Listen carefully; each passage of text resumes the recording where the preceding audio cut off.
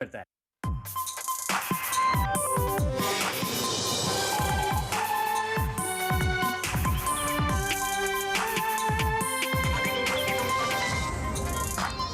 Ancora una violenta aggressione in pieno giorno alla stazione delle Corriere di Treviso. Un gruppo di giovani ha picchiato un minorenne per rubargli il telefonino, una collanina. È intervenuta la polizia.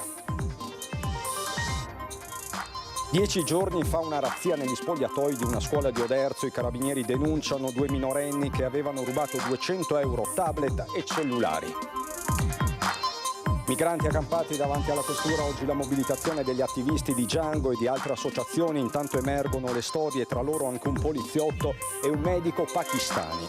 Parc Vittoria non si ferma, la raccolta firme dell'opposizione per bloccare il progetto, 600 quelle raccolte in mattinata in sole 2 ore.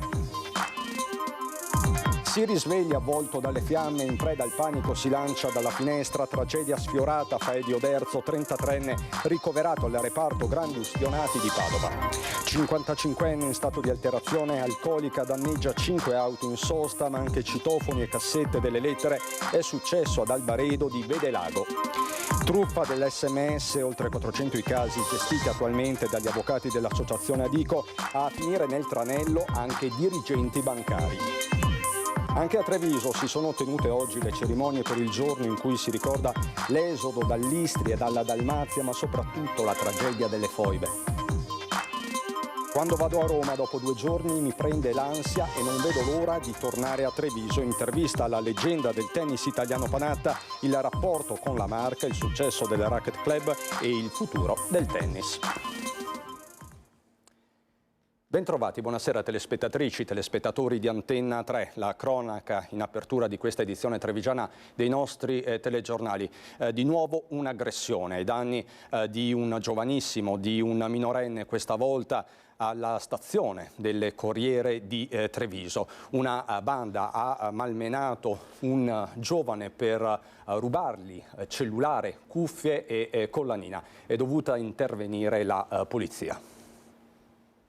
C'è stata un'aggressione qui sul tunnel che porta alla stazione delle Corriere, è stato aggredito un ragazzino e derubato delle cuffiette del telefonino e riferiscono che abbia anche subito un taglio sul palmo della mano, tutti minorenni. Un'aggressione in piena regola, in pieno giorno, all'uscita di scuola, quando all'autostazione ci sono centinaia di ragazzini in attesa di rientrare a casa. A raccontarlo anche una mamma trevigiana preoccupata con il parapiglia seguente che è stato generale. Sono da poco passate le 13 di venerdì, quando nella galleria tra il piazzale delle Corriere e via Roma a Treviso si vivono attimi concitati. E qui, stando a diverse testimonianze, che un minorenne viene accerchiato da alcuni coetanei e malmenato. Nel mirino un paio di cuffie, un cellulare e una catenina. Lo conferma un ragazzo marocchino che dice di aver assistito alla scena e fa intendere di conoscere alcuni dei protagonisti della vicenda. Parla poco l'italiano, ma si fa capire. 2 o 3 ragazzi volevano derubare questo, volevano portare via le cuffiette a questo ragazzo. Sì. Cuffiette e cellulare. Cuffiette e cellulare, sì. Ma hanno usato anche un coltello? Un coltello? Un coltello? No. Insomma, da chiarire se sia stata usata un'arma da taglio. Di certo sul posto sono subito intervenuti gli agenti della Polizia di Stato, una presenza che non è passata inosservata. Ho visto che c'era tanta polizia e vabbè, mi ero anche preoccupata, però so che comunque la polizia sa a tenere sotto controllo queste situazioni, soprattutto ultimamente. Purtroppo non è il primo episodio che accade, insomma speriamo sia l'ultimo. Io quello che chiedo, se può essere un'idea, di mettere dei controlli fissi proprio nell'orario dell'uscita dei ragazzi da scuola, che forse quello magari è un po' un deterrente per evitare che succedano queste cose. Quindi non solo la sera, il problema c'è anche proprio in piena luce. Sì, assolutamente sì. Controlli specifici su autostazioni e bus sono stati effettuati, peraltro nella giornata di ieri, in diverse zone della Marca trevigiana da parte dei Carabinieri del Comando Provinciale di Treviso in collaborazione con MOM, che come sapete da questa settimana si è anche affidata a dei vigilantes, 10 le pattuglie dedicate. Ieri i controlli si sono concentrati a Castelfranco Veneto dalle 13 in poi e a Treviso nel tardo pomeriggio. Va detto che i fatti che vi abbiamo raccontato si sono registrati a Treviso ieri poco dopo mezzogiorno. I militari dell'Arma, il ringraziamento di Giacomo Colladonna, presidente MOM, i presidi in autostazioni o corse serali rappresentano una fondamentale azione di prevenzione. Un grazie va a tutte le forze dell'ordine, alle istituzioni, agli enti locali e alle scuole, ognuno per la sua parte. Così dice il presidente di MOM Colladonna. Ma in autostazione c'è anche la storia di un fotografo sociale che in questi anni ha immortalato con il suo obiettivo proprio il fenomeno delle baby gang e più in generale del disagio giovanile. Questa mattina lo abbiamo trovato, queste sono le sue parole. In 2 anni e mezzo, praticamente dal 2019 circa al 2021, ho raccontato un po' questo fenomeno che per convenzione chiamiamo baby gang, ma sono ragazzi che vorrebbero essere ascoltati. Dipendente della pubblica amministrazione ed ex allenatore di calcio, Francesco Nola non si separa quasi mai dalla sua macchina fotografica, con la quale sta raccontando anche le baby gang e il disagio giovanile a Treviso e dintorni. Questi bravi ragazzi è il titolo di una rassegna già arrivata in alcune scuole e premiata a livello nazionale. Lo troviamo all'autostazione, luogo che da pendolare conosce bene. Qui spesso si sofferma a parlare proprio con i giovani, tanti quelli di seconda generazione. Però noi abbiamo questo braccio dei giudizi che tendiamo sempre ad allungarlo, non abbiamo mai la saggezza di ritrarlo un attimo, no? E quindi giudicare fa essere giudicati, attaccare ti fa attaccare. La fotografia sociale di Nola porta con sé un messaggio: l'autocritica deve riguardare tutte le generazioni. Finiamo sempre per dire possiamo, dobbiamo, sono sempre loro i colpevoli. Io non dico che loro non hanno colpe, però insomma il contesto sociale è fondamentale, bisogna cambiare noi. E qualcosa sui giovani d'oggi lo racconta anche il successo di Millumino d'Impegno, l'iniziativa che ha visto nelle scorse ore oltre 150 teenager trevigiani entrare nelle associazioni del territorio, dalla Caritas alle case di riposo, un progetto dell'Ufficio per la Pastorale Giovanile della Diocesi che si concluderà con una messa presieduta dal Vescovo Tomasi. Sarebbero 2 minorenni presunti responsabili del furto di 4 smartphone, un tablet e circa 200 euro in contanti avvenuto nel pomeriggio di una decina di giorni fa nella palestra di una scuola di Oderzo. A svolgere le indagini i carabinieri della tenenza o Pitergina. Dispositivi e contanti derubati sono stati trovati infatti nelle abitazioni dei 2 ragazzi. Uno dei 2 giovanissimi dovrà rispondere anche della detenzione di circa 50 grammi di hashish e 10 di marijuana. La refurtiva è stata restituita ai legittimi proprietari e lo stupefacente è stato sequestrato, così dunque nello Pitergino. E a proposito di pubblica sicurezza, ma da un'altra prospettiva, c'è una stangata in arrivo nelle buste paga di febbraio degli operatori di polizia. La denuncia è del SILP CGL di Treviso, con oltre 400 agenti potenzialmente coinvolti soltanto nella Marca trevigiana. Con il conguaglio IRPEF di febbraio poliziotti e poliziotte si vedranno decurtare lo stipendio anche di 800 euro a causa degli straordinari che per le forze dell'ordine sono obbligatori. Obbligatori non solo nella denominazione ma operativamente nei fatti, per garantire la sicurezza del territorio e per mantenere in piedi i servizi al cittadino. Un salasso che arriva a cifre cospicue anche di metà stipendio, un paradosso inverosimile e inaccettabile che sta mettendo in difficoltà tantissime famiglie, è la denuncia della Camera del Lavoro. Quindi poliziotte e poliziotti impiegati negli straordinari che devono far fronte a tantissime questioni, tanti fronti aperti su tutti, quello dei migranti, e adesso parliamo proprio dei migranti accampati davanti alla questura di Treviso. Oggi la mobilitazione degli attivisti del Centro Sociale Django e di altre associazioni. Continua la mobilitazione dei migranti che vivono a Lappiani, nel parcheggio interrato o accampati davanti all'ingresso della questura in attesa dell'accoglimento della domanda di asilo.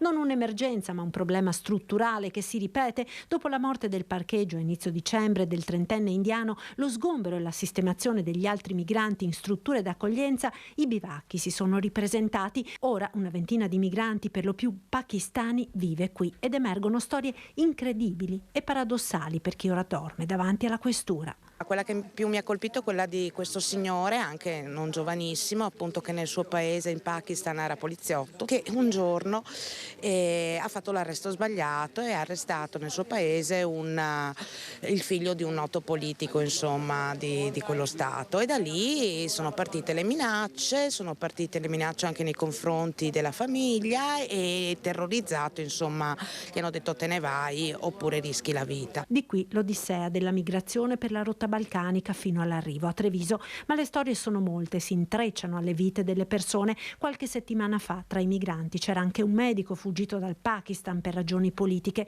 Sono persone che hanno diritto all'accoglienza, ribadiscono gli attivisti del centro Django, dei Cobas e di altre associazioni riuniti davanti alla questura per sostenere la protesta dei richiedenti asilo. Loro hanno perfettamente diritto a questo permesso, che tra l'altro gli permette di lavorare e quindi poter essere autonomi. Poi certo che la responsabilità in primis è della prefettura, quindi del Ministero dell'Interno, però anche la questura da un lato che non accelera le pratiche per il rilascio di questi permessi temporanei, e dall'altro il comune che non si prodiga abbastanza per riuscire a trovare degli spazi adeguati per un soggiorno temporaneo di queste persone, hanno le loro responsabilità.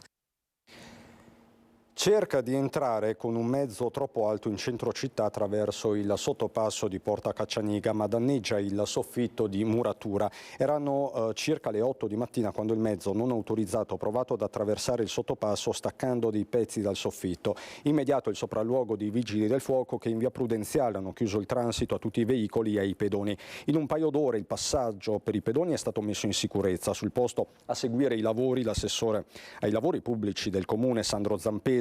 La volta del varco Caccianiga è stata danneggiata malgrado i segnali stradali che indicano l'altezza massima. Lunedì mattina assicura Zampese i lavori sul tratto interessato per riaprire l'accesso già a inizio settimana. Sono in corso le indagini della polizia locale per risalire al responsabile.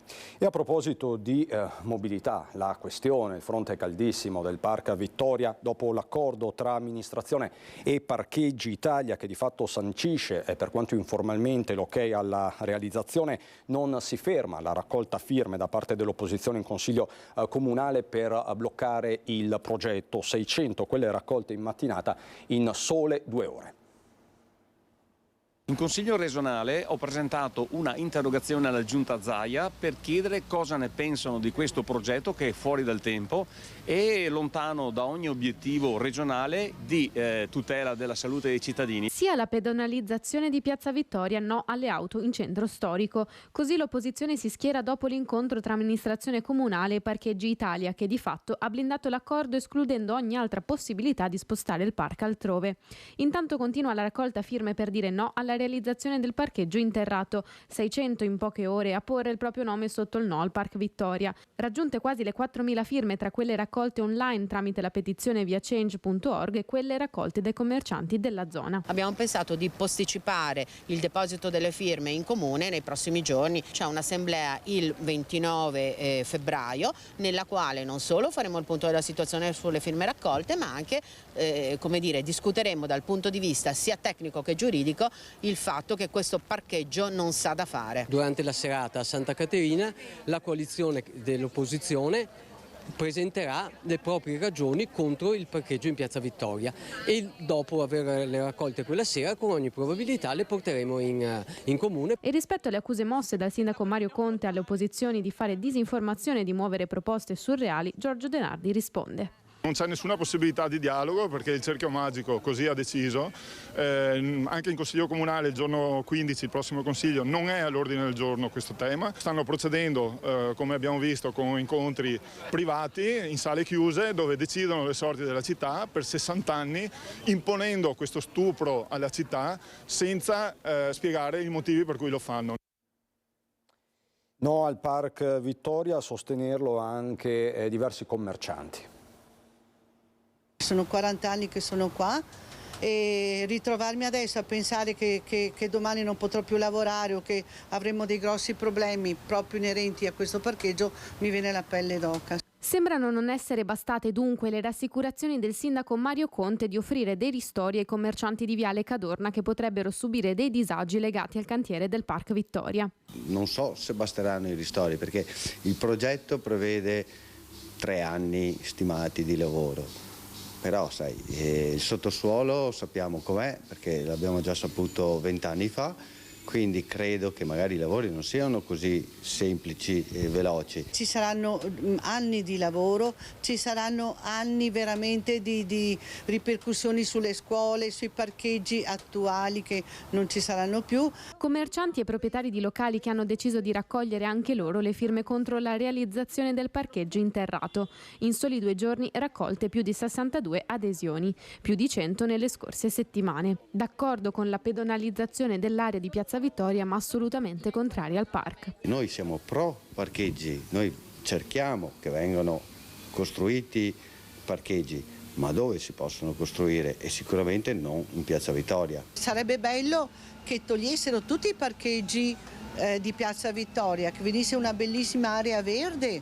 sarebbe stupendo, trovando la soluzione anche dove ci sono le corriere attualmente e là fare un multipiano. Il timore principale è sicuramente il disagio del cantiere, che sicuramente è un cantiere che qua potrebbe solo che dare fastidio a noi commercianti. Tra cittadini e residenti della zona invece il timore è quello di vivere per anni con un cantiere in corso, progetto dicono già vecchio in partenza, e si solleva la polemica dei costi. Piano economico alla mano, il parcheggio partirà dai €2,50 all'ora. Torniamo alla cronaca e andiamo a Oderzo, dove nella tarda mattinata c'è stata una sfiorata tragedia. L'hanno visto gettarsi dalla finestra avvolto dalle fiamme. Shock a Faè di Oderzo, in via Comunale, quando i passanti hanno visto il giovane che vive sopra il bar alla rotonda lanciarsi nel vuoto tra lingue di fuoco sugli abiti. Diverse persone si sono precipitate a vedere cosa fosse successo e a prestare soccorso. Dentro c'era mio amico che eravamo sempre insieme e gli domanda cosa è successo. Il ragazzo di sopra, il figlio della padrona del bar, si è addormentato con le cuffie a letto con la sigaretta e ha preso fuoco il materasso e tutto, e lui si è buttato dalla finestra. Si è buttato giù dalla finestra di sopra e è caduto in terra, proprio il sangue che c'era là in terra, però tutto bruciato. Familiari vicini hanno soccorso per primi il giovane 33enne di origine moldava, poi sono arrivati i sanitari del 118, i vigili del fuoco e i carabinieri. Il ragazzo è stato trasportato con l'elicottero all'ospedale di Padova. Sull'incidente indagano i carabinieri. Appare verosimile l'ipotesi della sigaretta che avrebbe innescato il rogo mentre il giovane era a letto. Risvegliatosi di soprassalto, avvolto dalle fiamme, in preda al panico si è lanciato dalla finestra al primo piano. Le tende da sole del bar avrebbero attutito la caduta. Il 33enne è ora ricoverato nel reparto grandi ustionati di Padova. Non sarebbe in pericolo di vita. Tergi, cristalli rotti, specchietti retrovisori divelti, almeno 5 le auto in sosta danneggiate, ma non solo. Danni a cassette postali, citofoni di 2 abitazioni, cappotine parasole di un negozio e a un distributore automatico. Il raid nella notte tra venerdì e sabato ad Albaredo di Vedelago. L'autore un 55enne della zona. Ad allertare i carabinieri e i residenti allarmati dalle scorribande dell'uomo che si aggirava tra le vie, molto probabilmente in stato di alterazione. Il 55enne è stato rintracciato dopo le testimonianze che hanno permesso ai militari dell'Arma di individuare l'auto su cui si muoveva. L'uomo è stato trovato con diversi tagli e ferite, segno dei danneggiamenti di cui si era reso responsabile. Il 55enne è stato infine denunciato all'autorità giudiziaria per danneggiamenti e per disturbo e molestie alle persone. Così dunque ad Albaredo di Vedelago. Ed è stato arrestato dalla polizia un 52enne trevigiano, anche lui è andato di fatto in escandescenza, minacciato di far saltare, pensate, in aria l'intero condominio nel quale viveva. È accaduto in un quartiere di Padova. Attimi di panico quelli vissuti nella serata di giovedì nel quartiere di Terranegra a Padova. Erano le 22:30 quando è scattato l'allarme sul 113 e una pattuglia delle volanti è intervenuta in un condominio dove un residente aveva segnalato che un vicino stava urlando frasi senza senso mentre spaccava i mobili di casa. Arrivati sul posto, l'uomo, un 52enne trevigiano, ha minacciato la polizia di far saltare in aria tutto lo stabile avendo lasciato il gas aperto. Gli agenti a quel punto, dopo aver fatto chiudere le utenze, sono entrati in casa con l'aiuto dei vigili del fuoco. Per bloccare il 52enne, che si era chiuso in camera da letto brandendo un coltello da cucina, è stato necessario l'uso del taser. Una volta immobilizzato e bloccato, il 52enne è stato arrestato. Dopo la rapina al Valle Center e l'allarme bomba alla SME, ancora un episodio che ha creato allarme a Marcon. Questa mattina un 45enne di Mogliano Veneto, già seguito dai servizi di salute mentale, ha assaltato con estintore la sede della polizia locale. La porta d'ingresso sfondata, tenuta assieme con una catenella, racconta la mattinata di follia vissuta. Un uomo ha fatto irruzione e creato scompiglio nel centro civico di Via della Cultura a Marcon, dove oltre alla sala consiliare e ad uno spazio ricreativo per anziani si trova anche il comando della polizia locale, il vero obiettivo del 45enne che è stato poi immobilizzato e arrestato. Un signore che noi conosciamo bene perché è seguito dal CSM, dal Centro Salute Mentale di Venezia, sopraggiunto all'interno del centro civico, ha preso un estintore e ha utilizzato, dopo averlo esaurito, dopo aver spinto, è intervenuto contro la polizia locale e contro la porta della polizia locale. Sono stati attimi concitati. Fortunatamente al momento del fatto all'interno della struttura non si trova nessuno a parte gli agenti. L'uomo fermato risulta seguito dalle strutture sanitarie della salute mentale, è originario del Moglianese ma si trova spesso a Marcon. La polizia locale, su mia sollecitazione, negli ultimi mesi sta tenendo sott'occhio il soggetto e quindi la vediamo quasi come una ripicca nei confronti della polizia locale che lo tiene costantemente monitorato. C'è poi l'allerta truffe che non si arrestano, in particolare la truffa dell'SMS. Stiamo seguendo anziani, stiamo seguendo giovani, stiamo seguendo, anzi abbiamo seguito dei dirigenti di banca, quindi è surreale che un dirigente di banca possa essere truffato dalla banca per la quale lavora. Un SMS inviato dalla nostra banca che va in coda a quelli già nella storia delle nostre chat con l'istituto di credito. Contiene un link da cliccare, ad esempio per aggiornare le credenziali. Il mittente è proprio la banca, difficile non cascarci e così le vittime di truffe informatiche sono sempre di più. Il problema è proprio questo, l'SMS truffa va a inserirsi nel canale ufficiale della mia banca. Se in precedenza avevo autorizzato un'operazione con il codice OTP, io troverò quel messaggio successivo al codice di autorizzazione. I truffatori dall'altra parte riescono a vedere, quindi si apre una pagina a specchio, quindi riescono a vedere i codici che io digito all'interno del mio home banking. E così diventa un gioco da ragazzi fare operazioni bancarie. È ancora più difficile ottenere un risarcimento dalla banca perché i codici li abbiamo in qualche modo diffusi noi. Il primo step è quello di fare reclamo alla banca, che ovviamente il più delle volte risponde negativamente. Con questa risposta noi potremo andare a depositare un ricorso davanti all'arbitro bancario e finanziario. 400 casi in mano ad Adico in questo momento, oltre 10.500 quelli esaminati nel 2023 in tutta Italia. Il boom proprio con la pandemia, quando telefono e computer erano gli unici strumenti per comunicare. L'anno 2020 ci informa che le truffe a livello mondiale sono aumentate del 600%, quindi è un numero pauroso, e il 45% di queste truffe ha a che fare con i siti clone. Dobbiamo parlarvi di Maltempo, della giornata del ricordo. Abbiamo anche un'intervista esclusiva del nostro direttore Bacciali ad Adriano Panatta. Tutto questo dopo la pubblicità, fra poco.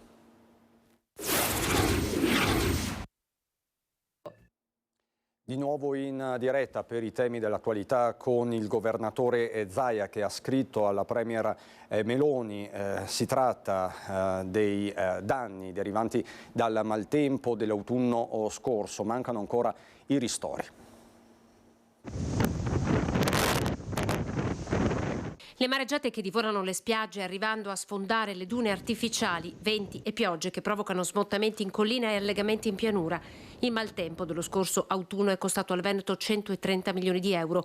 La cifra messa nero su bianco unitamente alla richiesta di un congruo sostegno economico nella lettera che il presidente del Veneto, Luca Zaia, ha inviato questa mattina al premier Giorgia Meloni. Nella lettera si chiede la deliberazione dello stato di emergenza di rilievo nazionale, un atto imprescindibile per ottenere fondi a titolo di risarcimento da parte dello Stato nella fase della ricostruzione. Siamo nella paura, Siamo nella paura. Quando dobbiamo andare via, andiamo via. Tra il 30 e il 31 ottobre in Veneto 80 interventi, fiumi osservati speciali, decine le famiglie sfollate lungo la golena del Piave.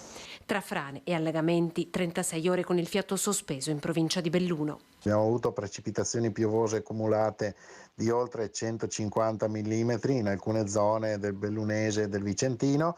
A Posta al Pago il 2 novembre Walter Locatello, vigile del fuoco non in servizio, padre di un bimbo piccolo, mentre cerca di aiutare il papà a proteggere la sua abitazione dai danni del maltempo, cade nel fiume Tesa e viene inghiottito dalle acque. Il suo corpo sarà ritrovato dopo giorni di ricerche nel lago di Santa Croce.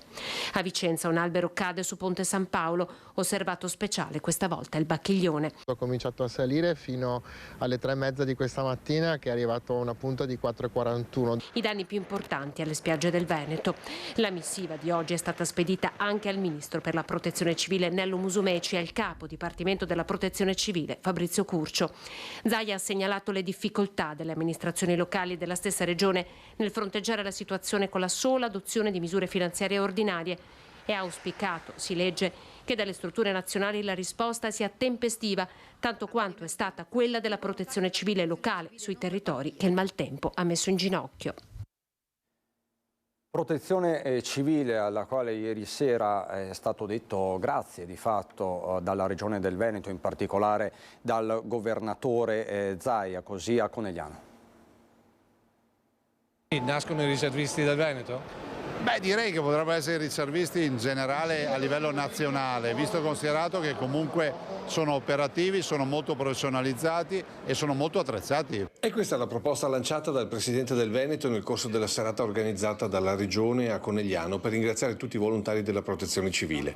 Un'evoluzione quasi inevitabile, secondo Zaia. È fondamentale che i volontari siano sempre più inquadrati in maniera stabile, in maniera tale che non ci siano problemi, anche perché è impossibile gestire l'emergenza senza i nostri volontari. Abbiamo un esercito della salvezza di volontari che sono 20.000 a livello regionale, quindi in Regione Veneto, e si pensi solo che nel 2023 hanno avuto 600 attivazioni con la mobilitazione di almeno 4.000 volontari. Quindi riservisti in caso di emergenze ambientali, ma il termine richiama anche il progetto di legge della Lega per una riserva militare sul modello americano o israeliano, da mobilitare altrettanto rapidamente in caso di grave minaccia o per la sicurezza del paese o in stato d'emergenza. Un corpo di 10.000 unità non superiore ai 40 anni che al momento dovrebbero provenire dalle forze armate, ma che in futuro potrebbero essere selezionati anche tra i giovani della protezione civile. Intanto però il governo ha risolto il tema del rischio per i volontari in azione e relativa responsabilità di sindaci e capigruppo, che li esponeva legalmente come qualsiasi responsabile di cantiere. Noi regioni abbiamo chiesto al Ministro di intervenire dal punto di vista legislativo e il Ministro ha dato una risposta tempestiva, intervenendo e garantendo maggior tranquillità, ovviamente la responsabilità c'è ancora, ai volontari di protezione civile e anche ai sindaci. Tanti primi cittadini presenti tra i 1.400 volontari in rappresentanza dei 516 presidi presenti in Veneto, tanti i grazie lanciati dal palco, uno tra tutti quello di Stefano Briccolani, sindaco romagnolo di Sollarolo, meglio conosciuto per il paese di Laura Pausini. C'è stata una collaborazione, ma soprattutto ci siamo sentiti un po' guidati, perché in quei momenti si perde un po' di lucidità, ci si sente un po' come sull'orlo di un ponte, da una parte c'è un precipizio e dall'altra c'erano i vostri volontari che ci tenevano la manina e ci tenevano orientati verso il lato da cui non cadere. Con il nostro Lucio Zanato adesso vi raccontiamo il giorno del ricordo.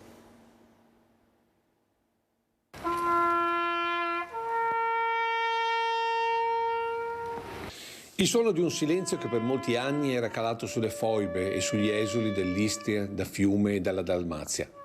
Un silenzio che oggi ricorda i 350.000 dell'altra parte dell'Adriatico, che hanno lasciato tutto per rimanere liberi e italiani, come ha ricordato la portavoce dell'Associazione degli Esuli nel corso della cerimonia che si è svolta oggi all'esterno della chiesa votiva. Per anni sulle barbarie perpetrate è calato un blackout, ma la storia è come la matematica, una scienza esatta. E prima o poi i conti tornano. E questa stele da decenni è muta testimone di questa immane tragedia, ma anche della capacità di affrontarla e superarla, come ha sottolineato oggi il ministro Carlo Nordio. Per fortuna oggi siamo in un'Europa unita, ma dobbiamo essere preparati proprio come Europa unita, che comprende anche i nostri ex avversari, ad affrontare le altre sfide che sono in questo momento presenti. Un'Europa unita di fronte alla guerra in Ucraina, per molti segnale del tentativo russo di tornare ad espandere la propria egemonia nei territori dell'ex Unione Sovietica, dove l'allora Jugoslavia fungeva da stato cuscinetto, dissolto nel crollo del muro di Berlino. La stessa Jugoslavia si è smembrata e quando si è smembrata addirittura hanno combattuto tra di loro agli inizi gli ex jugoslavi. Una guerra con la stessa ferocia e le stesse violenze dei mesi dell'esodo, con gli italiani dall'altra parte dell'Adriatico che non vennero considerati tali una volta scesi a Venezia dalla nave dell'addio. Molte le comunità che li emarginarono, ma non Treviso, dove nonostante le devastazioni dei bombardamenti gli esuli trovarono sostegno per ricominciare. E così in tanti si sono emozionati oggi quando l'allora bambino esule, oggi nonno novantenne, ha detto grazie alla comunità che l'ha accolto. Dopo un anno il comune di Treviso, al quale sarò sempre grato, ci ha assegnato un appartamento sulle case nuove, nonostante che Treviso fosse stata bombardata. Ecco perché solo nell'unità delle persone e nel ricordo delle esperienze, ha concluso il sindaco Mario Conte, si può costruire il futuro. E per questo ritengo fondamentale che da queste giornate nascano percorsi, ma anche una repulsione totale, comune e condivisa verso ogni forma di violenza. Viva l'Italia!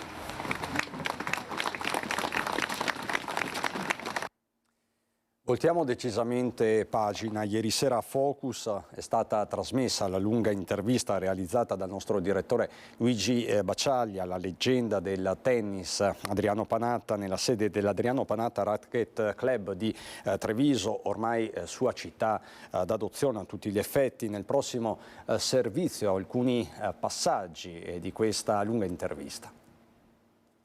Devo dire che vado a Roma abbastanza spesso e dopo massimo 2 giorni mi viene l'ansia di tornare a casa qui a Treviso, perché ormai diciamo che la parentesi romana di vivere tutti, oggi non ce la farei più a vivere tutti i giorni a Roma. Vita e affari, la Marca ormai è la sua terra. 10 anni dopo l'abbraccio del Veneto della nostra provincia, la leggenda del tennis italiano, Adriano Panatta può ben dirsi trevigiano d'adozione. È logico che Treviso non è Roma e Roma non è Treviso, perché quella è una metropoli, pensavo questa è una città di provincia, logicamente, bellissima, perché Treviso è molto bella, e lo dico tutti quanti, che poi è piacevole perché è una città molto civile, la trovo una città molto civile. E io mi sono integrato completamente qui in Veneto e a Treviso in particolare. Dal tennis al padel alla novità pickleball, il suo Racquet Club è diventato ormai un vero e proprio luogo di aggregazione, sport, benessere, ristorazione, enogastronomia. L'Adriano del tennis che ha saputo trasformarsi in imprenditore di successo. Il passaggio, diciamo, alla impresa, come l'hai vissuto? Cioè, l'impresa è sempre impegnativa, perché questa è una società che un SPA, oltretutto, che deve lavorare e deve guadagnare. Logicamente adesso noi abbiamo praticamente finito il periodo di start-up, perché come tutti quanti sanno c'è sempre un periodo in cui uno deve...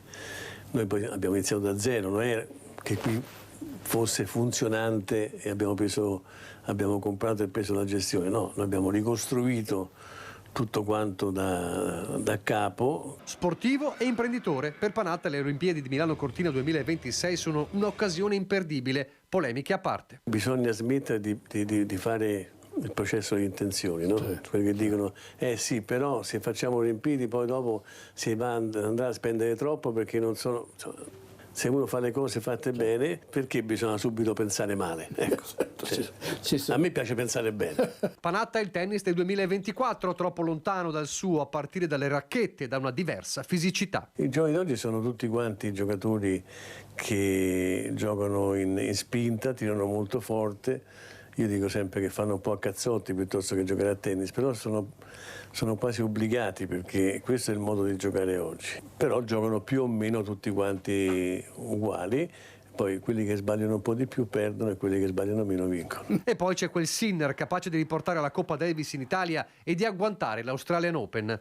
Un talento assoluto che secondo Panatta ha fatto bene a declinare il palco di Sanremo. A lui non gli serve andare a Sanremo, a cosa gli serve? Lui quello che ha fatto vedere sul campo l'ha fatto diventare un punto di riferimento sportivo e anche non sportivo in Italia, per cui non gli levava niente né tantomeno gli avrebbe portato qualche beneficio. Così il mito Panatta al nostro direttore Baccialli. Adesso vi portiamo a teatro.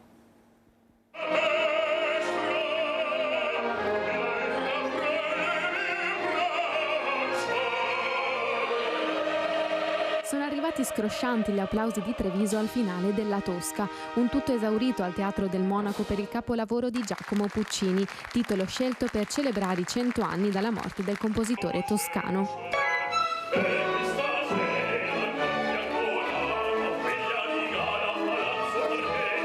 Un apprezzamento che ha portato il teatro a replicare l'opera domenica alle ore 16 per una seconda rappresentazione che si preannuncia già sold out, una chiusura della stagione lirica da grandi numeri. Si è chiusa con grande successo la stagione 2023-24 con sold out a tutte e tre le recite, sold out dedicato alle scuole nella generale delle scuole, 557 abbonamenti, lo voglio ricordare, staccati per la stagione 23-24, quindi direi una stagione molto, molto apprezzata.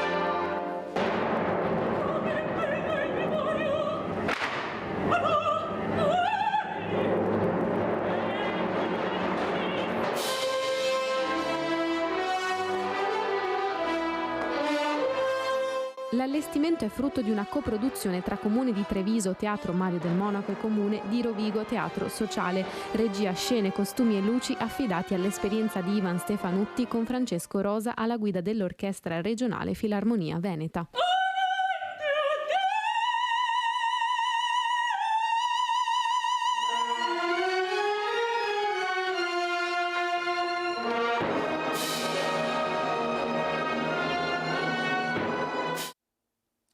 Lo sport con Panatta, il grande teatro con la Tosca, ci sono poi le tradizioni, quelle del carnevale soprattutto, che siamo pronti a raccontarvi. Torna anche quest'anno su Antenna 3 la diretta della tradizionale sfilata dei carri allegorici di Treviso, appuntamento immancabile, lo vedete anche in grafica, martedì a partire dalle 14. Vi racconteremo quindi il carnevale trevigiano rigorosamente in diretta e noi adesso andiamo a Belluno.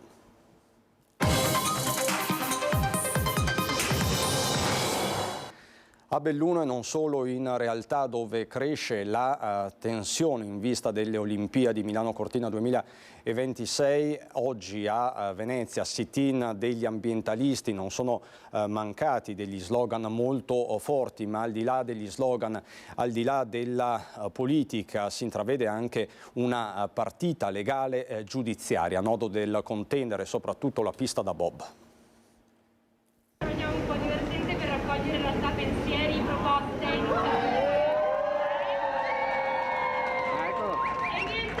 L'attacco è diretto, Zaia peggio di Vaia si legge sugli striscioni e preannuncia una stagione di proteste, ricorsi e controricorsi quando mancano esattamente 2 anni alle Olimpiadi di Milano Cortina 2026 a infiammare il fronte ambientalista, l'ok alla pista da bob, oltre 100 milioni di euro per quella che lo stesso ministro allo sport Abodi ha definito una corsa contro il tempo. Il bob è uno sport che praticano 35 persone, per cui è anche una questione di per chi vengono spesi questi soldi, per pochissime persone appunto, e per noi è anche una questione quindi di giustizia sociale. Le Olimpiadi appunto sono l'alibi perfetto per portare avanti, specialmente a livello di consumo di suolo, quei progetti che da anni sono rimasti nel cassetto perché la commissione VAS, perché tutte quei minimi forme di controllo che abbiamo a livello ambientale non le facevano passare. La crisi climatica, che di solito viene trattata come un qualcosa di estremamente astratto, in realtà è estremamente radicato nei nostri territori. Parte dai nostri territori con opere che infrangono tutte le leggi e i limiti alla cementificazione, per esempio qua in Veneto. Con le sigle ambientaliste davanti a Palazzo Grandi Stazioni, anche buona parte dell'opposizione con la partita che da politica rischia di diventare legale giudiziaria. La cosa vergognosa e scandalosa è che si buttino via delle risorse pubbliche per fare una pista da bob che non sarà mai consegnata nei termini utili per poter svolgere le gare. Quindi queste Olimpiadi si trasformeranno in un inno allo spreco di risorse pubbliche. Ritengo che il Comitato Olimpico Internazionale dovrebbe prendere una posizione ancora più decisa, perché se rischiamo di consegnare in ritardo la pista e quindi di non farla per le Olimpiadi, qui si tratterebbe di un vero danno erariale. Massima attenzione sulle Dolomiti per il rischio di valanghe. Il centro funzionale decentrato della Protezione Civile ha infatti dichiarato l'avvio della fase operativa di attenzione a seguito delle nevicate che stanno interessando l'arco alpino a partire dai 1500 metri di quota. La procedura serve a garantire un monitoraggio costante delle condizioni meteo nelle varie località dolomitiche, oltre alla massima prontezza operativa del sistema regionale di protezione civile in caso di fenomeni localmente intensi. L'invito inoltre rivolto a tutti i frequentatori della montagna è quello di usare la massima prudenza negli spostamenti e evitare di recarsi in luoghi che possano rappresentare un rischio per la propria incolumità. Questo quindi sul fronte meteo. Per la cronaca, i vigili del fuoco sono intervenuti lungo la strada provinciale 442 nel comune di Fara d'Alpago per il recupero tramite autogru di una corriera che a causa di un errore durante un'operazione di manovra era finita in mezzo all'erba all'esterno della sede stradale. Lo vedete, nessun coinvolgimento di passeggeri poiché sul pullman al momento dell'incidente era presente soltanto l'autista. I vigili del fuoco di Belluno, coadiuvati dai colleghi volontari dell'Alpago, sono intervenuti con 3 automezzi, tra cui l'autogru, per riportare il bus sulla careggiata, mentre le forze di polizia hanno deviato il traffico per tutta la durata dell'intervento che si è concluso poco prima di mezzogiorno. Anche nel bellunese, a Belluno in particolare, la giornata del ricordo, come ci racconta Stefano Bozzi. Il 10 febbraio si rievoca una delle pagine più drammatiche della nostra storia contemporanea. È il giorno del ricordo, la commemorazione delle migliaia di vittime delle foibe trucidate nel modo più macabro da parte dei partigiani jugoslavi titini e dell'esodo dalle loro terre degli istriani, fiumani e dalmati. Una strage rimasta sottaciuta dalle istituzioni per quasi 60 anni, fino al 2004, anno in cui si legiferò affinché la memoria di questa tragedia fosse conservata e rinnovata. Anche a Belluno, di fronte al monumento eretto 8 anni fa, proprio nel piazzale intitolato alle vittime delle foibe, l'occasione per rinnovare i principi costituzionali contro qualsiasi forma di totalitarismo. La storia, senza la memoria, cessa di essere una linea retta e rischia di assumere la forma di una spirale che si ripete, mentre la memoria ci ricorda i pilastri della nostra Costituzione e insieme ad essa il baluardo contro l'evolversi della storia. Ci poniamo contro la dittatura, contro ogni qualsiasi dittatura, che in quanto tale mina i fondamenti della democrazia e quei diritti sacri sanciti dalla nostra Costituzione, passando la storia e imponendo un'unica verità, che è quella dello Stato. Di fronte al gonfalone della città di Belluno, ai rappresentanti delle associazioni Venezia Giulia e Dalmazia, Associazione 10 Febbraio e le massime autorità civili e militari, anche il vescovo emerito Giuseppe Andric, che nella sua preghiera ha voluto sottolineare l'importanza del riconoscimento della dignità come fondamento per il rispetto dei diritti umani e speranza per il futuro. Tutti coloro che noi ricordiamo in questa preghiera che facciamo hanno onorato anche la nostra patria bellunese, la nostra montagna, in tanti modi, ed esprimiamo anche così riconoscenza per le persone e anche per la loro grande dignità, persone che devono essere messe in alto, non nel profondo, fatte assurgere a una dignità che è riconosciuta dagli altri, perché soltanto così noi possiamo procedere verso cammini di pace. Da Belluno e Treviso è tutto anche per questa edizione. Vi lascio le previsioni del tempo. Buon sabato sera.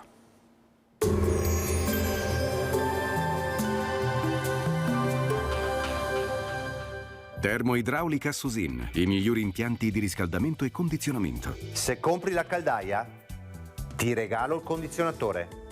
Bentrovati al meteo. Perturbazione ancora in atto sull'Italia. Ci attende una domenica 11 febbraio all'insegna del brutto tempo. Vediamo i dettagli. Sul Veneto la giornata sarà contraddistinta dalla pioggia, cielo molto nuvoloso con precipitazioni diffuse localmente moderate, più sparse e intermittenti dalla serata. Temperature stazionarie o con locali variazioni, minime tra 5 e 9 gradi, massime tra 9 e 13 all'incirca. Ci spostiamo ora sul Friuli Venezia Giulia. Anche qui molte nubi con piogge in genere moderate o abbondanti, in particolare a est, nevicate oltre i 1200-1500 metri circa sulle zone alpine più interne. Temperature minime tra 7 e 9 gradi, massime sui 10-13 gradi.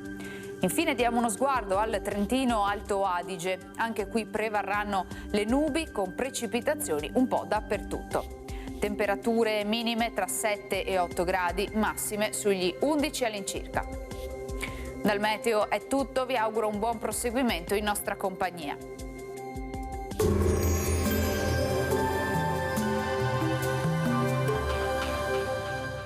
Termoidraulica Susin, i migliori impianti di riscaldamento e condizionamento. Se compri la caldaia, ti regalo il condizionatore.